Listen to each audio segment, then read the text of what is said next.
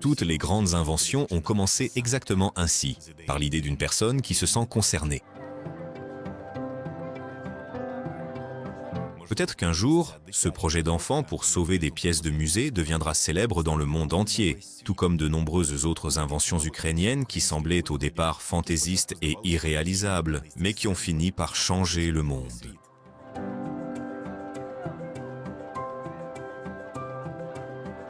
Savez-vous quelles innovations apparues durant les années d'indépendance de l'Ukraine ont changé le monde? Que savez-vous des inventions ukrainiennes?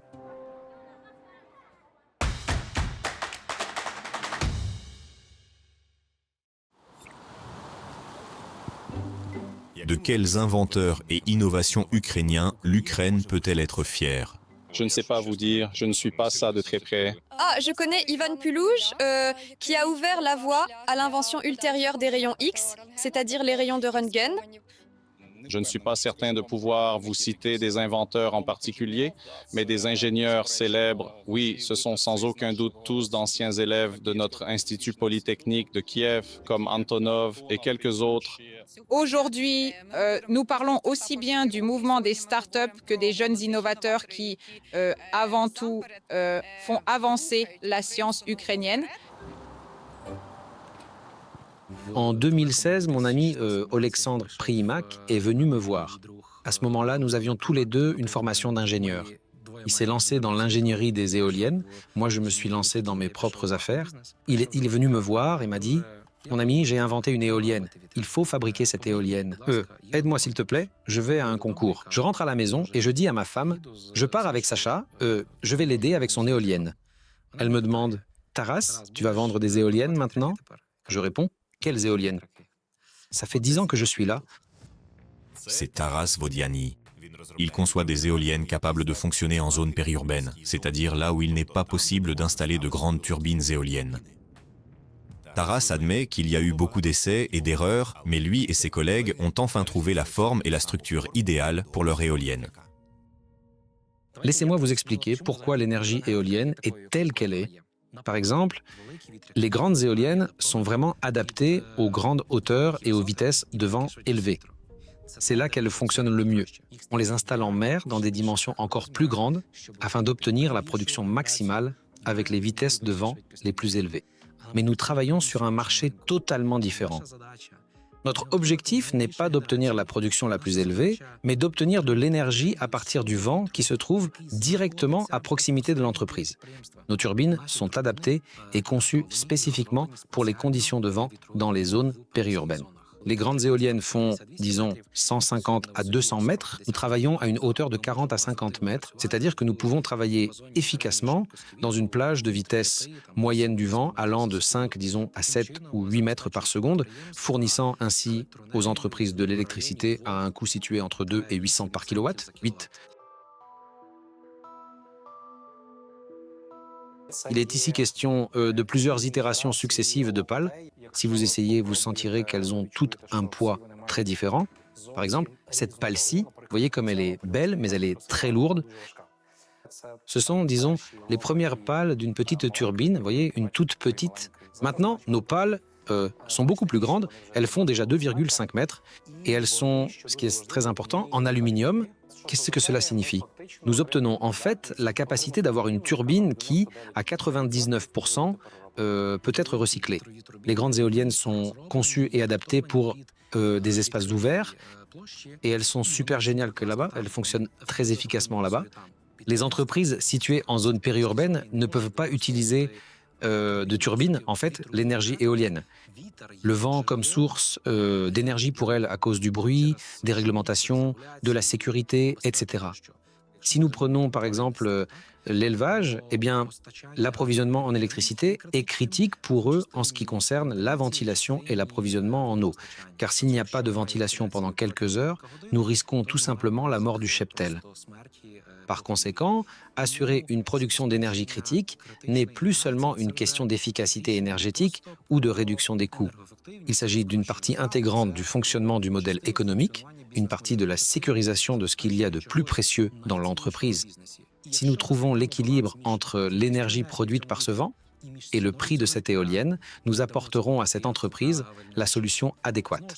Ce ne sera pas l'éolienne la plus efficace ou la meilleure au monde, mais une éolienne conçue pour une tâche spécifique.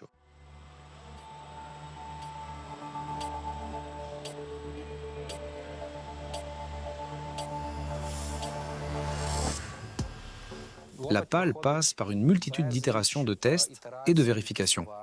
Ce sont des centaines d'heures de simulation informatique. Ensuite, elle va se fabriquer et tester également pour sa résistance. C'est pourquoi nous avons cherché dans le monde entier des spécialistes ayant de l'expérience dans la conception de systèmes aérodynamiques et mécaniques aussi complexes. C'est pourquoi nous collaborons avec des chercheurs d'universités aéronautiques, avec la société Apollo Spirit, qui fabrique des pièces pour Boeing, afin de rassembler un maximum d'expertise dans le développement de composants clés. Dans ces moments de crise particulièrement difficiles, nous avons souvent continué à avancer non pas parce que nous étions si efficaces ou si motivés, mais parce qu'il n'y avait aucune autre option, aucun plan B. À un moment donné, après avoir testé le pilote avec succès, nous avons réalisé que nous avions un prototype, mais que ce n'était pas du tout un modèle de série. Et entre le prototype et le modèle de série, il y a un véritable gouffre. L'équipe en place était une équipe de R&D, capable d'innover, mais qui ne savait pas vraiment quoi faire de ces innovations par la suite. À ce moment-là, nous avons même sérieusement envisagé la possibilité de vendre toute la technologie, mais au lieu de cela, nous avons réussi à constituer, en plus d'1 an et demi de travail acharné, une équipe vraiment très solide et soudée. Et c'est une grande fierté.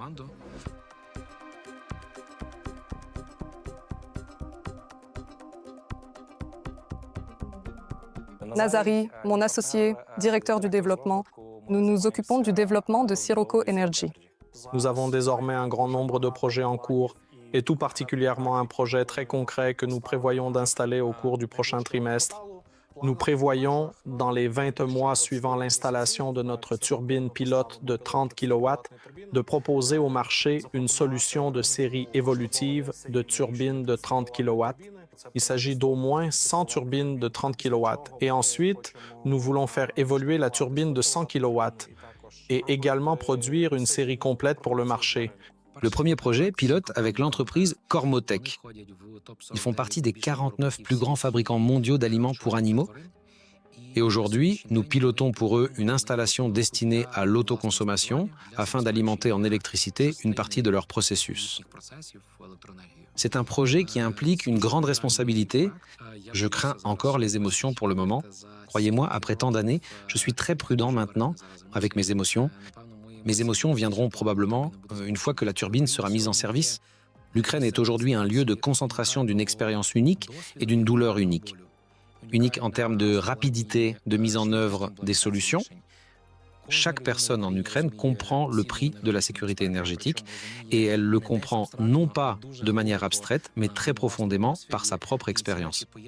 Et ces éléments, combinés entre eux, permettent de mettre en œuvre des solutions et des innovations beaucoup plus rapidement que dans le reste du monde. C'est donc probablement le meilleur endroit pour bâtir une telle entreprise.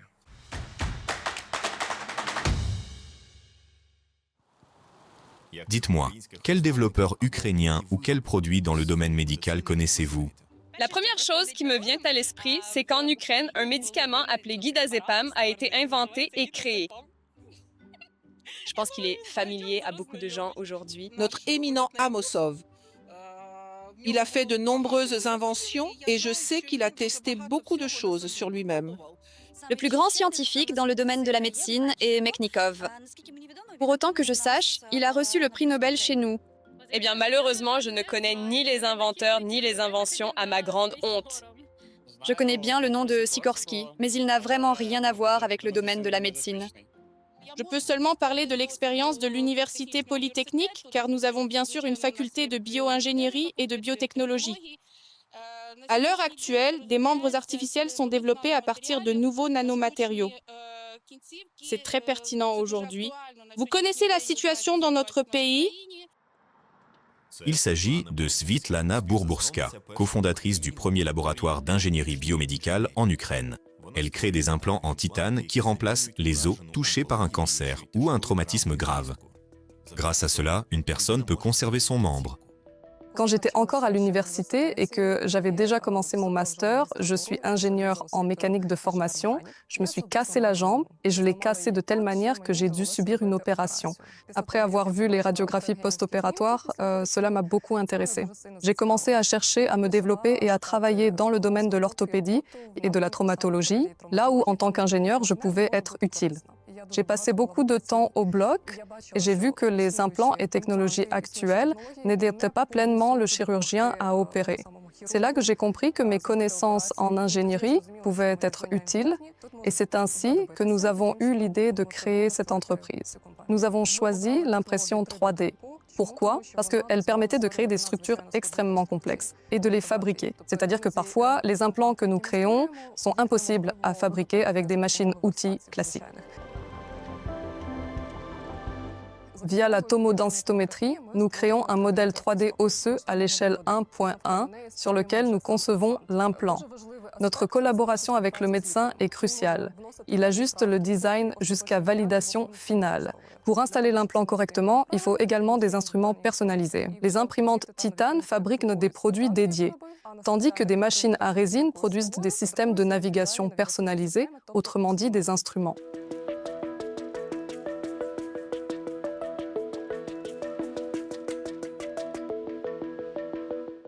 Bonjour. Entrez, s'il vous plaît. Vous avez fait une nouvelle radio. Oui. Maintenant, nous allons... Regardons ensemble. 6 ans se sont écoulés depuis l'opération. Avez-vous des douleurs? Dans l'ensemble, je peux dire que je n'ai aucune plainte. Comment ai-je appris mon diagnostic? Au tout début, j'ai commencé à ressentir des douleurs au niveau du dos et de la jambe. Eh bien, je veux dire que j'essayais vraiment de trouver la cause exacte parce que la douleur augmentait, elle augmentait progressivement. Alors, j'ai fini par faire un autre examen médical. C'était une radiographie et là, après une concertation, les médecins ont suspecté qu'il pouvait s'agir d'un ostéosarcome. Nous avions 3 options. Une option était l'amputation et une amputation haute au niveau de la cuisse. C'est une opération mutilante que nous ne voulions absolument pas envisager, car il s'agit d'une jeune femme de 30 ans. La deuxième option est le remplacement de tout le fémur par ce qu'on appelle une mégaprothèse, incluant l'articulation de la hanche et du genou.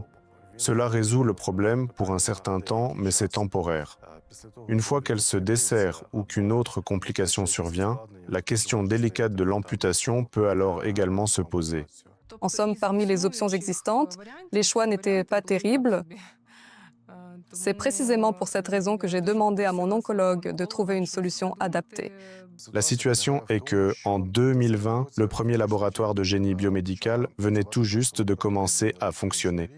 Evgenia a été la première patiente pour laquelle nous avons utilisé cette technologie précise.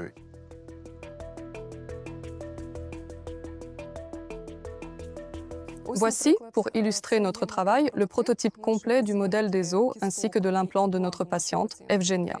La structure ressemble beaucoup, par exemple, à des ponts, à des tours ou à des lignes à haute tension.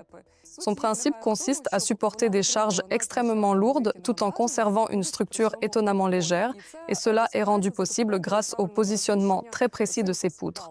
Après avoir soigneusement retiré la section osseuse spécifique contenant la tumeur, nous avons inséré de l'os artificiel dans l'espace interpoutre, tout près des os restants.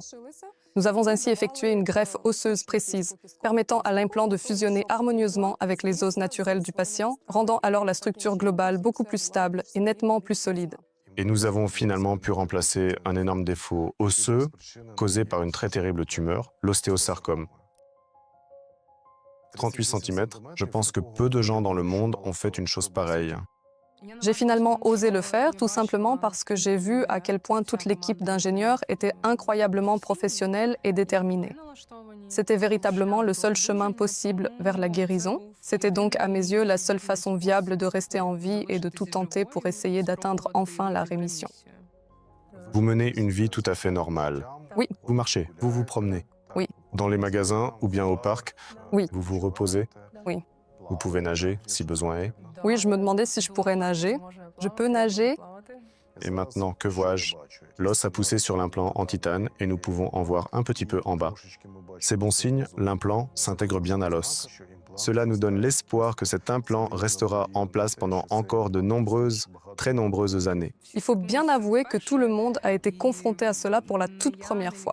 Et ni moi, ni les médecins n'osions vraiment travailler ce membre pour qu'il puisse enfin s'étendre. Et finalement, nous avons décidé ensemble que le résultat est vraiment très satisfaisant. C'est exactement ce que nous avons obtenu. J'ai préservé le membre et il est fonctionnel. À ce jour, en Ukraine, cela représente plus de 500 patients qui possèdent un implant personnalisé. Il s'agit aussi bien de civils que de militaires. Nous concevons chaque structure à nouveau pour chaque patient. C'est précisément là que réside la difficulté, c'est précisément là que réside l'unicité. Lorsque nous concevons un implant, nous prenons même en compte le fait suivant. Le médecin aura-t-il suffisamment de tissu mou pour recouvrir cet implant par la suite, afin que l'opération soit couronnée de succès? De quel côté du patient se trouve-t-il? Y a-t-il suffisamment d'espace pour poser l'implant? À ce jour, notre expérience dans l'utilisation de structures imprimées en 3D personnalisées en Ukraine est unique. Honnêtement, je n'ai pas vu de tels hôpitaux, parmi ceux que j'ai visités, utiliser ces technologies à une telle échelle. Au contraire, chaque fois que je me rends à l'étranger pour apprendre quelque chose de nouveau, je présente nos résultats en matière d'impression 3D et ces résultats suscitent systématiquement l'admiration de tous nos collègues étrangers.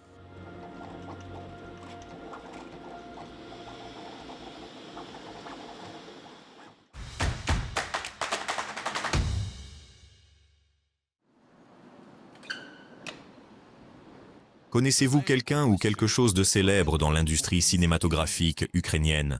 Je sais que des entreprises ukrainiennes inventent ces trépieds utilisés pour filmer le cinéma, les films. C'est très populaire à Hollywood. C'est vraiment génial. Qu'est-ce qui me vient à l'esprit en premier? L'entreprise Iron Glass. Ils reconditionnent d'anciennes optiques allemandes, soviétiques, pour les adapter aux nouvelles caméras, aux standards modernes. Et c'est une entreprise ukrainienne. Ils fournissent tous ces objectifs à Hollywood.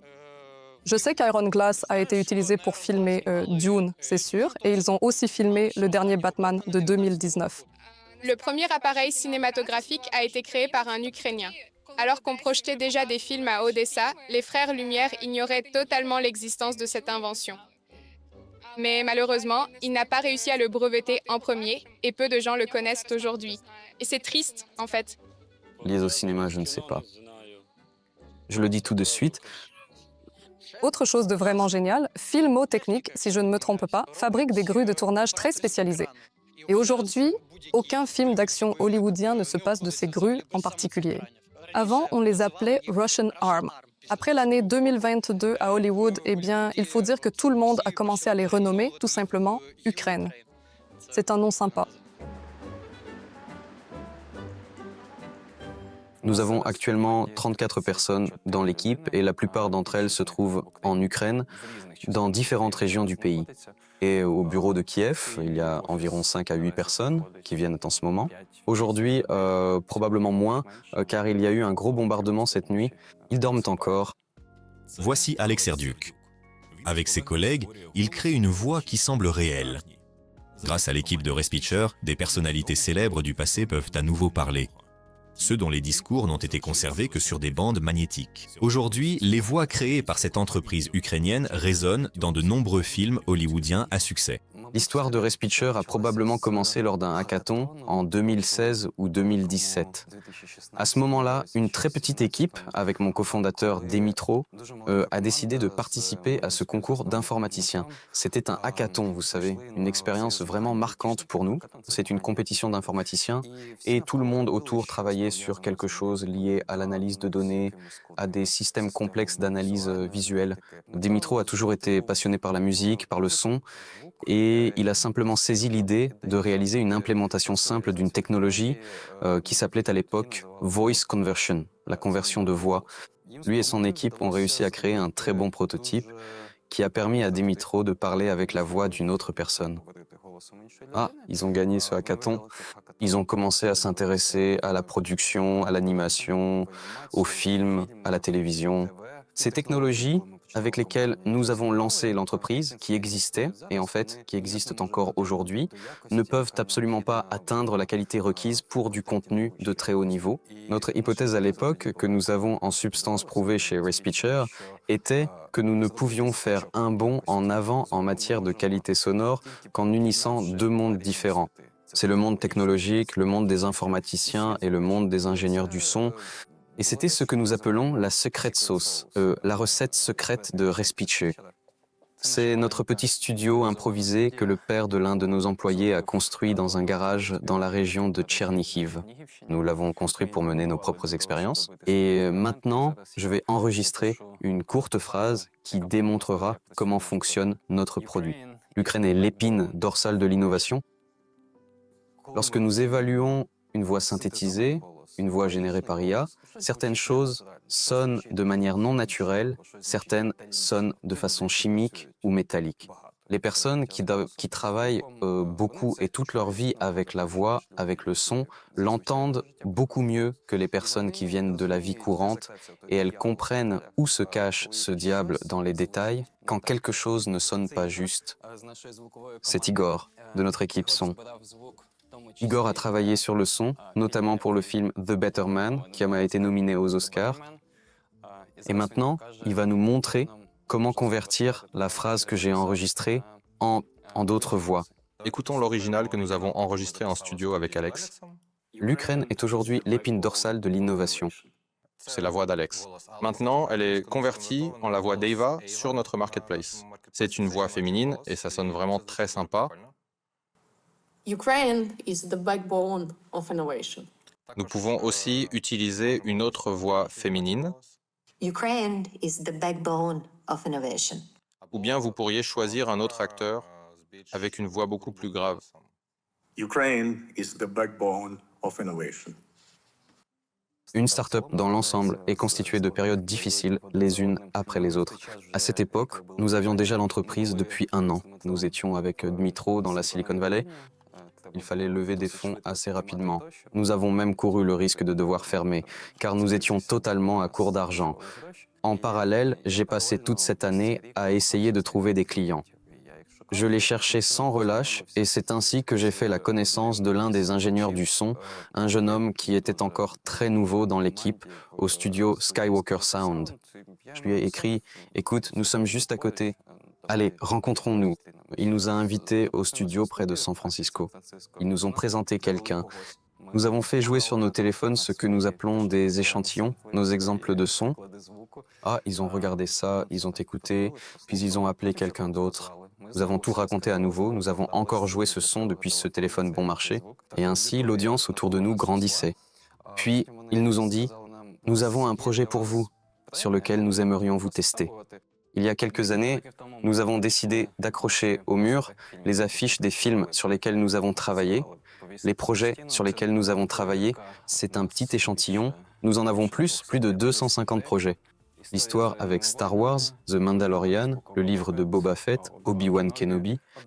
L'un des tout premiers grands projets publics pour lequel RacePitcher est devenu en quelque sorte célèbre dans l'industrie hollywoodienne est la série The Mandalorian de Star Wars, dans laquelle nous avons recréé la voix du jeune Luke Skywalker. Size matters not. De Mark Hamill. Mark Hamill devait sonner dans ce film comme il sonnait près de 40 ans avant le tournage, alors que sa voix a beaucoup changé au cours de sa vie. Nous avions des données assez complexes dans ce projet. Nous avons travaillé avec des données enregistrées sur des cassettes, sur bande, qui ont ce souffle caractéristique de la bande magnétique. Nous avons reproduit la voix d'Elvis Presley pour America's Got Talent. Thank you. Thank you very much. Le film avec Tom Hanks, où nous avons rajeuni la voix de Tom Hanks. Je veux que vous rencontriez... Il s'agit du film consacré à Robbie Williams, le célèbre chanteur, dans lequel l'intégralité de la voix off a été réalisée grâce à la technologie RacePitcher.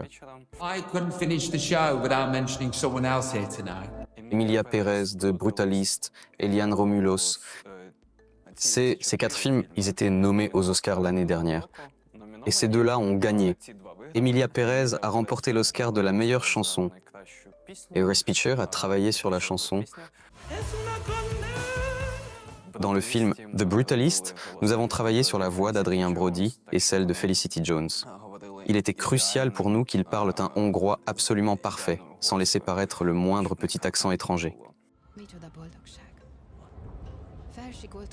Dans le film culte L'Exorciste, nous avons eu l'opportunité de réaliser la voix et pour ce projet tout à fait particulier, nous avons eu l'immense honneur de gagner un Emmy.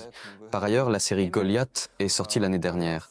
Dans ce cadre, nous avons également fait la voix d'un basketteur extrêmement célèbre, le légendaire Wilt Chamberlain. Nous sommes, en réalité, les seuls à pouvoir produire une voix d'une telle qualité exceptionnelle, utilisée dans des films pour des personnages principaux, avec un budget colossal de plus de 100 millions de dollars par film ou par saison.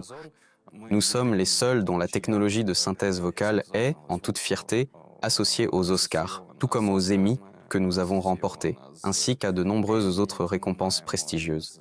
Mais derrière ces succès, il y a surtout un travail quotidien, exigeant et constant, accompli avec passion par toute notre équipe.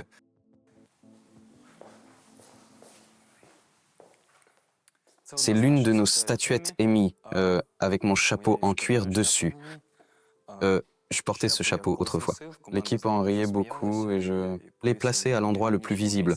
Nous avons 6 statuettes comme celle-ci au bureau. Elles ont été décernées en 2021 pour News and Documentary, pour le projet In Event of Moon Disaster. Et elle est en fait beaucoup plus lourde qu'elle n'en a l'air. Et pour autant que je sache, ce sont les seules statuettes Emmy physiques en Ukraine. Il y a beaucoup de technologies de synthèse vocale autour. Qu'est-ce qui les distingue de nous ? En fait, ce sont 2 choses essentielles, la qualité et ce que nous appelons l'éthique ou la confiance.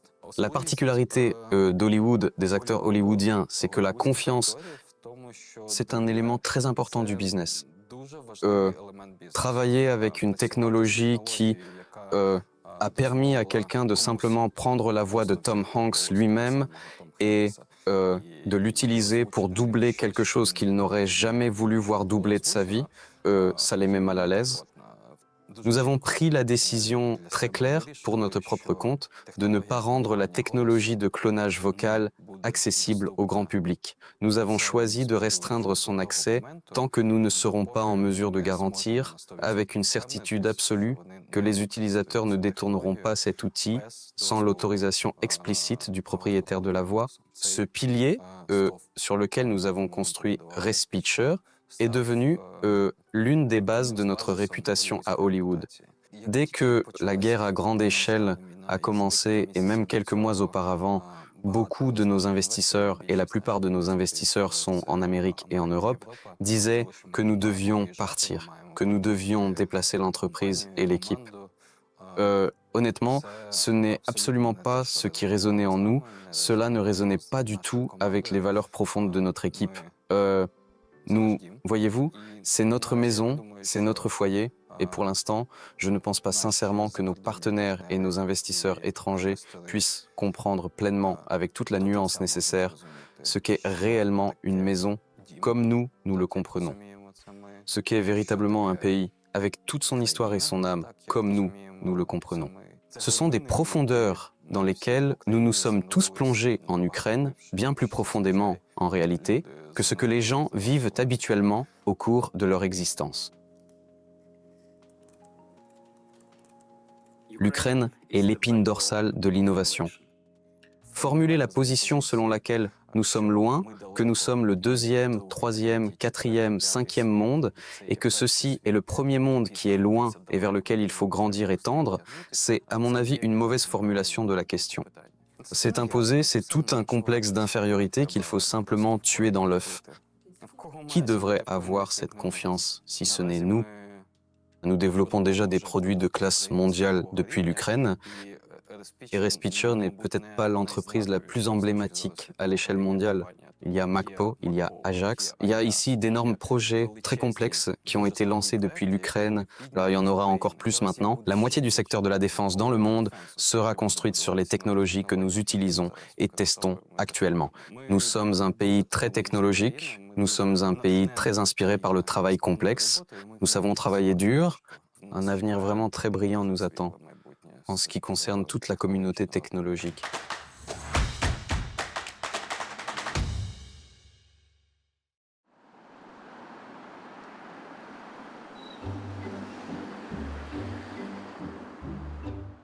Selon vous, de quel développement informatique l'Ukraine peut-elle être fière? Je sais que des informaticiens de Kiev ont développé un système de reconnaissance faciale pour smartphone et Google les a rachetés pour 30 millions, je crois. Personnellement, j'utilise la plateforme Preply. C'est là que j'ai trouvé le meilleur professeur d'anglais pour moi. Et puis récemment, j'ai appris que c'était en fait des Ukrainiens qui l'avaient créé. Eh bien, tout d'abord, c'est DIA que j'utilise ainsi que ma famille. Oui, avec DIA, c'est vraiment sûr.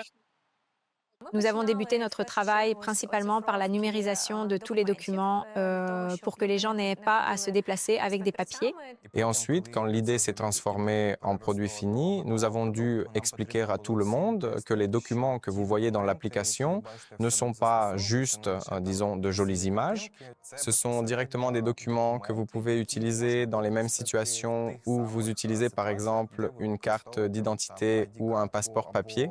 Et il convient également de noter que, de manière générale, l'Ukraine est devenue le premier pays au monde à assimiler le passeport numérique à son équivalent papier. C'est l'équipe de DIA, les spécialistes du ministère de la Transformation numérique. En quelques années, ce ministère a transformé les services publics en un service de très haute qualité. Nous avons commencé par les documents qui, vous savez, sont utilisés par nos citoyens dans la vie quotidienne, c'est-à-dire les permis de conduire, les passeports électroniques, la carte grise d'un véhicule, voilà. Nous avons immédiatement lié cela à une fonctionnalité populaire, c'est-à-dire le paiement, enfin la réception et le paiement des amendes routières. Et tout cela a donné l'impulsion qui, en général, enfin, grâce à laquelle nous en sommes arrivés là où nous sommes. Beaucoup de gens riaient et disaient « Quel état dans un smartphone? Vous n'y arriverez jamais ». C'est-à-dire qu'ouvertement, bien sûr, personne ne le disait, mais nous voyons ces, vous savez, sourires ironiques du genre « Allez-y, allez-y, montrez-nous ce que vous savez faire ». Mais, eh bien, nous avons montré. Le plus grand boost de confiance, nous l'avons vraiment obtenu pendant la période de la pandémie de Covid. C'est à ce moment-là que nous avons lancé l'initiative des certificats Covid électroniques, étant d'ailleurs l'un des tout premiers pays à y adhérer. Notre audience a alors connu un bond soudain, passant de 600 000 à 2 millions, si je me souviens bien. En règle générale, DIA est vraiment unique en ce sens que nous parvenons à nous adapter très rapidement aux nouveaux problèmes. Par exemple, l'invasion à grande échelle. Beaucoup de gens sont devenus des personnes déplacées à l'intérieur du pays. Les gens se déplacent, déménagent, partent. L'État décide qu'il est nécessaire d'accorder une aide financière. Comment faire cela rapidement? Parce que l'argent est nécessaire tout de suite. Il n'y a pas de temps, là, à attendre 6 mois et ainsi de suite. Et si cela devait se faire hors ligne, cela aurait pu prendre, disons, très longtemps. 2 semaines plus tard, le service apparaît dans DIA et des millions de personnes peuvent rapidement faire une demande pour obtenir une aide financière et aider leur famille. Nous avons également mis en place de nombreux services liés à l'influence, oui, des gens sur les décisions qui sont prises. Oui, ce sont nos sondages. Dans DIA, oui, quand nous choisissons un timbre, nous choisissons le gagnant de l'Eurovision, nous choisissons les membres des conseils de surveillance. C'est-à-dire qu'il s'agit d'un mécanisme très rapide où les Ukrainiens voient comment leur voix se transforme en telle ou telle décision. Et cela influence également le développement de la confiance envers l'application gouvernementale, envers DIA et envers tout l'écosystème. Car DIA a, en réalité, depuis longtemps cessé d'être une simple application mobile. Elle s'est considérablement développée en divers produits et projets innovants, et tout cela est désormais uni par une valeur commune et essentielle, simplifier au quotidien la vie de tous les Ukrainiens. Il y a environ 3 ou 4 ans, lorsque nous rencontrions nos partenaires et lancions des initiatives communes avec eux, nous entendions souvent des expressions d'étonnement quant à la rapidité avec laquelle DIA a grandi et au fait qu'elle reste populaire parmi les utilisateurs en Ukraine. Les Ukrainiens sont habitués à de bons services électroniques, enfin comme PrivatBank ou Monobank par exemple. Nous avons désormais ancré cette culture de l'utilisation des services électroniques pour résoudre nos problèmes urgents au quotidien. Deuxièmement, il existe une volonté politique de créer le meilleur État numérique le plus avancé au monde. La Verkhovna Rada nous a soutenus lorsque nous devions lancer rapidement des lois et des décrets, et le gouvernement nous a également appuyés. C'est donc là l'élément clé. Il n'y a pas eu ce processus interminable, vous savez, du genre « réfléchissons, comparons, est-ce vraiment nécessaire ?» L'Allemagne a récemment créé un ministère de la transformation numérique et ils viennent nous voir en demandant « par quoi commencer ?» Nous leur disons à tous, avant tout, vous devez avoir la volonté politique de changer, car sans cela, ce sera un processus très, très long. Et si l'on parle de l'application d'IA, à l'heure actuelle, nous comptons plus de 24 millions d'utilisateurs. Nous avons directement 30 000 partenaires, c'est-à-dire les institutions qui utilisent les services de d'IA directement dans leur travail, par exemple pour l'embauche, l'identification, la validation de l'âge, etc. Nous avons actuellement 33 documents numériques disponibles dans l'application d'IA et chaque utilisateur peut consulter ce qu'ils contiennent dans les registres. Nous proposons également 5 autres services destinés aux entreprises qui sont utilisés quotidiennement par des millions de personnes. Il s'agit notamment du partage de documents, d'IA, signature, validation, multipartage, anti-bot. Si l'on parle du portail, il propose plus de 150 services et environ 80 sur mobile. Certains de nos services ont actuellement une audience quotidienne supérieure à toute la population de la Moldavie, par exemple. Pour nous, bien sûr, la priorité, ce sont les services qui sont les plus massifs et les plus demandés. On enregistre la naissance d'un enfant avec Emaliatko, lancé en 2019. On propose aussi des services liés au permis, amendes, renouvellement et même la réimmatriculation des véhicules dans DIA. Vous pouvez désormais y vendre votre voiture directement. Encore une fois, DIA, c'est disons un hub conventionnel qui regroupe l'accès à différents registres. Ce hub, il est protégé, il y a beaucoup de couches, c'est un complexe matériel et logiciel distinct. Nous avons un SOC, enfin, c'est-à-dire un département qui surveille l'activité 24 heures sur 24 et 7 jours sur 7, le trafic entrant, sortant, les différentes attaques et qui y réagit. Et les cyberattaques ont lieu 24 heures sur 24 et 7 jours sur 7. Pour autant que nous sachions, c'est principalement le cas, les groupes de hackers russes, dont la majeure partie est couverte par le FSB, il n'y a eu aucune fuite, jamais. Il y a eu quelques incidents où une attaque par déni de services distribués, DDoS, a été utilisée, assez professionnellement, disons, orchestrée. Mais bon, pour dire qu'ils nous ont vraiment mis à terre, ça n'est jamais arrivé. L'Ukraine n'est certes pas le pays le plus peuplé au monde, c'est une évidence, mais en termes d'intensité des requêtes qui ont lieu dans nos systèmes d'information, tant par leur nombre impressionnant que par leur qualité, eh bien, nous sommes, pour ainsi dire, largement en avance sur toute la planète. Nous avons même calculé qu'en ce qui concerne les signatures électroniques, eh bien, nous en avons presque autant que l'ensemble de l'Union européenne réunie. C'est assez impressionnant. En 2018-2019, nous étions à la 122e place dans le classement des pays numériques. Aujourd'hui, nous sommes à la 5e place et l'année prochaine, il y aura une nouvelle étude, donc nous attendons avec impatience de progresser. Les leaders devant nous sont la Corée du Sud, le Danemark et l'Arabie saoudite. Nous avons même déjà légèrement dépassé la Grande-Bretagne, qui était pourtant pour nous une véritable source de motivation. Après tout, il faut bien admettre qu'en Europe, de tels changements radicaux prennent, en règle générale, beaucoup plus de temps à se concrétiser. Ils sont d'ailleurs assez choqués de constater comment, même en pleine guerre, cela ne nous a absolument pas arrêtés dans notre élan et nous avons même commencé à accomplir bien davantage que ce que nous faisions avant l'invasion à grande échelle de la Russie. Ce qui les surprend, c'est l'idée même qu'une application gouvernementale puisse être aussi géniale.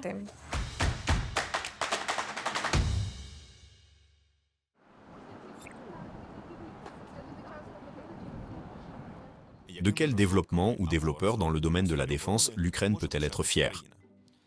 En ce moment, je réfléchis au développement de nouveaux drones. Le secteur des drones est actuellement très développé et il y a une solide expérience sur le front. En Ukraine, un nombre considérable de nouveaux modèles d'armes de toute dernière génération sont actuellement créés. Et parce qu'il y a la guerre, et que la guerre, malheureusement, est très souvent un moteur de progrès technologique, quelque chose de nouveau est créé, testé et déployé très rapidement sur le terrain. Eh bien, je dirais que cela a probablement été effectué par nos drones. Et pourquoi? Pourquoi? Parce qu'ils atteignent très bien leur cible. Je pense que l'Ukraine peut vraiment être fière de ses drones, notamment le Middle Strike et le Deep Strike. À 100%, nous nous dirigeons vers un développement où tout devient sans pilote. C'est Taras Ostapchuk. Autrefois homme d'affaires prospère, puis militaire, il est aujourd'hui à la tête de l'entreprise Ratel Robotics, qui fabrique des systèmes robotisés terrestres pour les forces armées ukrainiennes.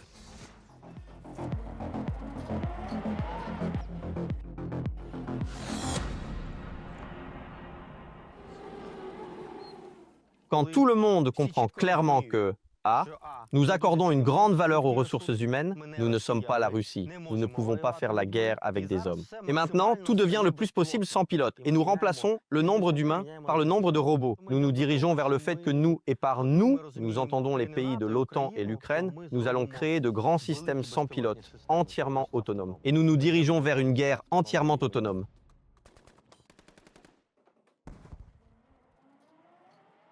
Nous avons beaucoup de missions. Il y a le robot Prorok qui a effectué plus de 100 missions. Ces Prorok, ce sont des systèmes sans pilote. Il y a un robot, un 6 roues, qui a accompli une mission sans 3 roues, c'est-à-dire moins 2 d'un côté et moins 1 de l'autre. Et il est arrivé tant bien que mal de travers. Et il y a eu un cas où, depuis Kupiansk, ils ont évacué 4 blessés d'un seul coup avec le Ratel M à 4 roues. Personne ne croyait en eux. Il y a eu ce processus évolutif où le robot a évolué et parallèlement, les gens ont évolué en se disant « Oh, il y a une application possible, oh, essayons de nous approcher ». En fait, l'objectif n'a jamais été de devenir une entreprise. C'est devenu « Allez, on va les faire exploser. Ouais, allons-y ». Tout cela est en fait né d'une idée. Jusqu'en 2022, tout fonctionnait ainsi. Je possédais 3 entreprises. Nous fabriquions et installions des poteaux d'éclairage. C'était une activité plutôt rentable. En 2022, tout s'est arrêté, il a fallu se battre. En installant des éclairages extérieurs, on voit mieux d'en haut comment chaque poteau s'illumine, tout simplement. Et par conséquent, c'est ce qui a fait que j'ai appris à piloter tous les types de drones. Dès le 24 février, je pilotais mes drones dans le nord de la région de Kiev. Et voilà. Ensuite l'armée, la reconnaissance aérienne, oui, le réglage de tir. Et l'idée de créer le Ratel S a germé. Quelle était l'idée? Il me restait encore des ingénieurs de l'époque des poteaux. Je leur dis, messieurs, faisons la même chose qu'un FPV, mais remplaçons les moteurs qui volent par des moteurs roues.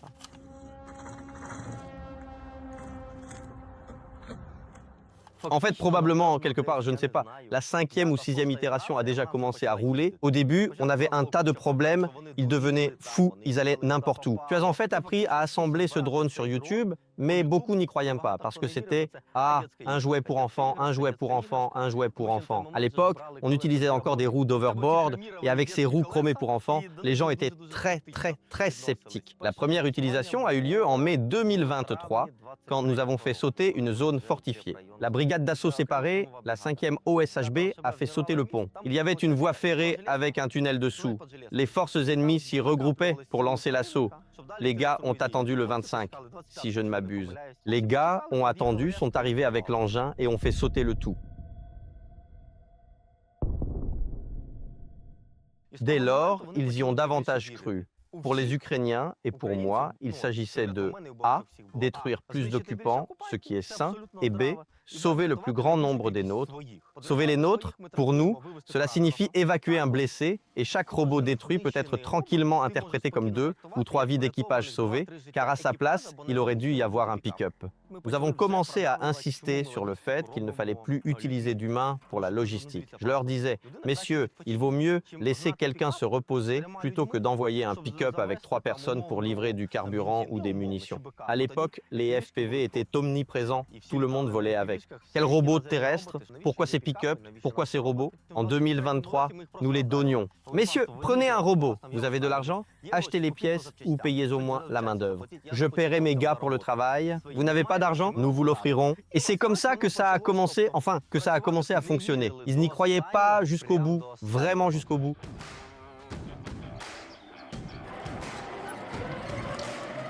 Les plateformes y accomplissent diverses tâches.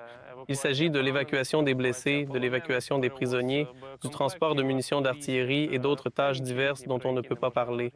La plateforme peut être utilisée en cas de blessure par éclat, de blessure par fragment et dispose d'une protection supplémentaire sous forme de blindage anti-éclat. Nous avons une logistique pour acheminer vivres, munitions et carburant aux positions, une autre pour les vampires ou autres matériels, puis l'évacuation.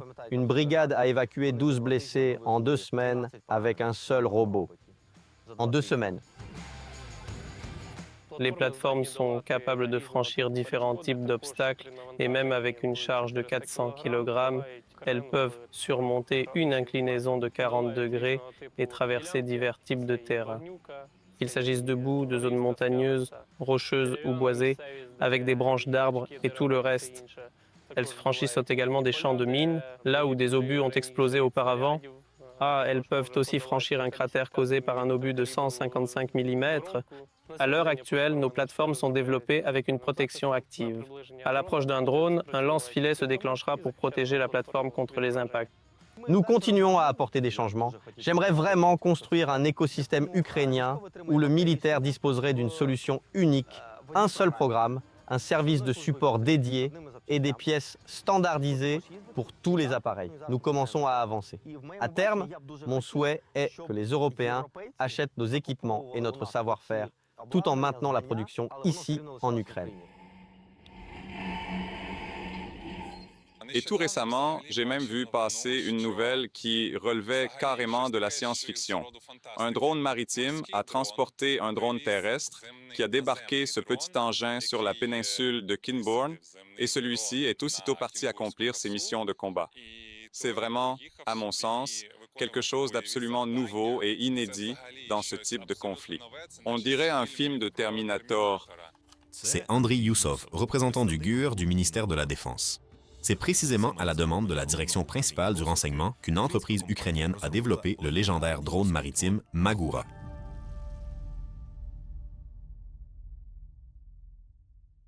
L'histoire a vraiment commencé en 2022. L'invasion à grande échelle, des défis sans précédent et la compréhension qu'il fallait apporter des réponses asymétriques. La supériorité de la flotte classique dite de l'État agresseur en mer Noire était évidente et il fallait faire quelque chose à ce sujet. Le point de départ a été un simple bateau de pêche de 6 mètres équipé d'un Starlink. Et c'est ainsi qu'est apparue la toute première Magura. Différents systèmes ont été testés, la communication ainsi que la résistance aux moyens de guerre électroniques ennemis. Et il est clair que toutes les solutions n'ont pas été efficaces immédiatement. C'est-à-dire qu'il s'agit d'une recherche constante. Il y avait toute une série de tâches que les développeurs devaient résoudre et qui ne pouvaient être entièrement vérifiées qu'au cours de leur utilisation au combat. Néanmoins, toutes ces tâches ont été accomplies et au cours du processus de modification, nous avons atteint des capacités permettant à la fois d'augmenter l'autonomie et la charge utile, ce qui a permis, en principe, d'accomplir d'autres missions, c'est-à-dire de déployer, en fin de compte, des moyens pour neutraliser des cibles aériennes, de travailler en mode reconnaissance et de servir de plateforme d'évacuation. C'est-à-dire qu'il s'agit aujourd'hui d'une véritable plateforme polyvalente. Les Russes ont annoncé une attaque de drones marins contre l'un de leurs principaux navires de renseignement en mer Noire. Par ailleurs, la partie russe a diffusé une vidéo sur laquelle leur navire détruirait l'un de ces drones. Cependant, les Ukrainiens ont publié leur propre vidéo sur laquelle on peut voir un autre drone se diriger vers le même navire, s'en approcher et probablement atteindre sa cible. Eh bien, la première réussite, qui était manifestement une démonstration pour le monde entier, a été d'endommager en 2023 le navire de renseignement militaire Ivan Kurs. Et en 2024, la destruction de l'Ivanovets. Et ils l'ont traqué pendant longtemps. C'est-à-dire qu'il y a eu des tentatives précédentes, mais voici le résultat.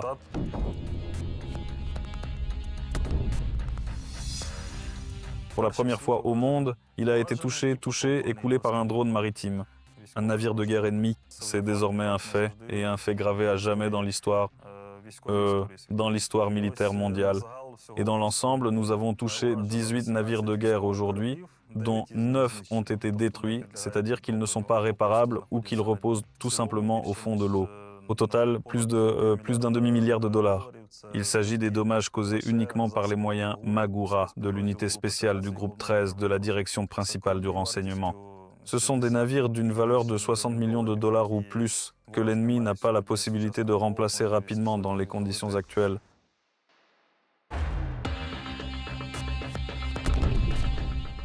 Les premiers succès n'ont pas été un choc, car à ce moment-là, l'ennemi n'avait même pas encore conscience de l'ampleur du problème. Mais lorsque le premier, le deuxième, le troisième et les suivants ont été touchés et coulés, alors bien sûr, l'ennemi a commencé à paniquer au niveau tactique et à se poser des questions stratégiques. Alors que faire?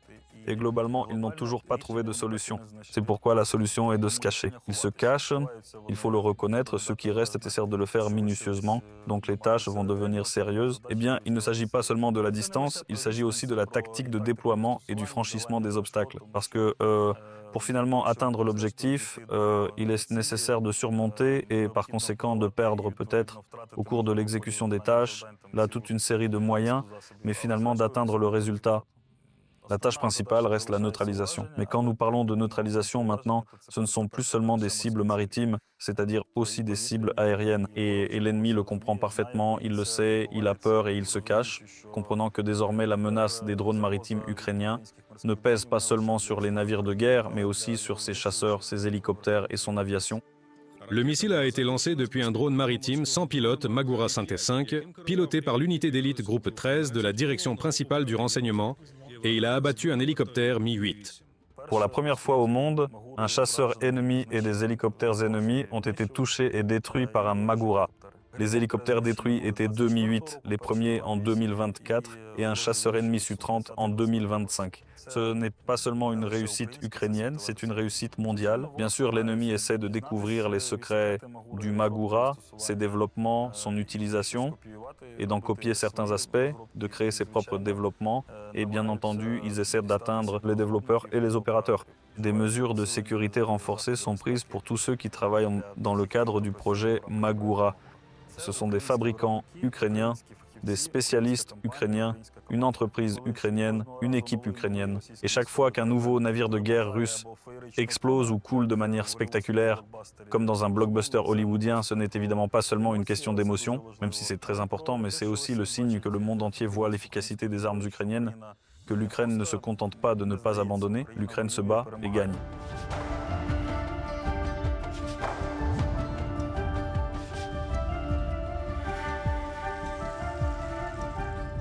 Les inventions ukrainiennes changent le monde aujourd'hui et continueront de le changer demain.